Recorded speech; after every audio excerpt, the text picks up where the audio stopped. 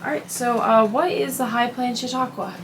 High Plains Chautauqua is a recreation of the traveling tent Chautauquas that were popular at the end of the 1800s, beginning of the 1900s, where a traveling tent troupe made up of scholars, entertainers, public figures would travel with a tent, set it up in little towns, and that was a highlight of the summer for that community, the concept of the tent Chautauqua. And of course, we couldn't command the great public figures and orators and so forth that came around from town to town. What we have are what we call Chautauqua scholars. These are scholars, but they're also very good actors, entertainers, politicians that would have appeared in the original tent Chautauqua and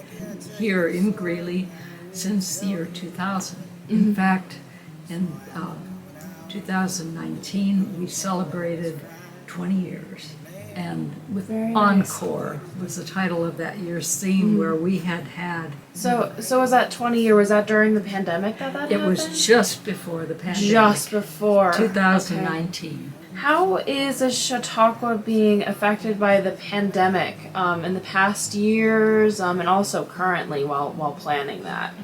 It's been a huge impact. We already had our theme and characters lined up. We would use the same scholars, same characters, just use the theme a year later, hopefully, we said. But it was an impact not just for us as High Plains Chautauqua. This was a tremendous impact for our scholars. That is their livelihood. So we said, okay, well, we'll have Chautauqua in 2021. The pandemic was still a serious threat. So the steering committee, the local steering committee, elected to go to a virtual Chautauqua. That was tremendously expensive. The pandemic, it was kind of novelty, having your meetings and attending programs and so forth on your computer. Well, people were just really wanting to get back to the community and enjoy this festival together, but it just didn't seem safe to happen. So whereas a normal tent Chautauqua on the Ames campus under the big tent, we get 750 to 900 people each evening. Virtually on our live streaming platform, we got about 75 people typically, 1/10 of the audience. Understandably realized that the marketing benefit wasn't going to be there with such a small audience, and so some withdrew their sponsorship as well last year. So now we're optimistically planning for a live in-person under the Chautauqua tent in August 2022.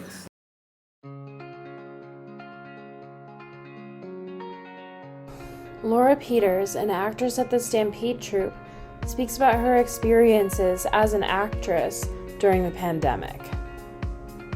My time as an actress, well, it started back in middle school, and I did acting through high school. I came back to it with the Hunchback of Notre Dame. I was part of their choir ensemble. So now I'm in actually my first play production ever in my life, and it's my first character role as well. Still freshly getting back into the acting industry, and I was still trying to get out to auditions and get the practice. And pretty much when COVID happened, I remember the last production I got to go see was Shrek, and as soon as the pandemic happened, it just, auditions were gone, productions were gone, practice was none, until our theater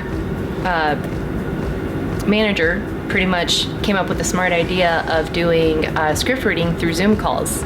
And so a lot of actors and actresses locally in the community got together over Zoom, and we got scripts and we went through and practiced on our acting skills. But it was hard not having that person-to-person connection, because with acting, it's very personable and it's very, you feed off of each other. So when you're not there in person to feed off of, it's a little bit harder to do it over technology. Scott Gagna, the master carpenter at the Stampede Troupe, also speaks about what it was like being an actor during the pandemic. The pandemic, I would say, for some of us who are deeply buried into the master carpentry of things and who run the backstage things, it was a nice break. Just plain and honest, because we bury ourselves in it so deep year round, 24 hours a day, 7 days a week. For those of us in that particular portion of things, it was nice to take a break. For the troupe itself, being as solid as it is and as long as we've been around, it didn't affect us too much as far as financially. We save our money well and we budget money well and stuff, so it didn't affect us too much there. We were able to keep the rent up on the place. Going for extended lengths of time would have been difficult, but in general, the Stampede Troupe got through it well. We did online readings, we did other things to kind of keep other people interested, keep the actors going and that sort of things. So I think the Stampede Troupe got through the pandemic very well compared to a lot of folks.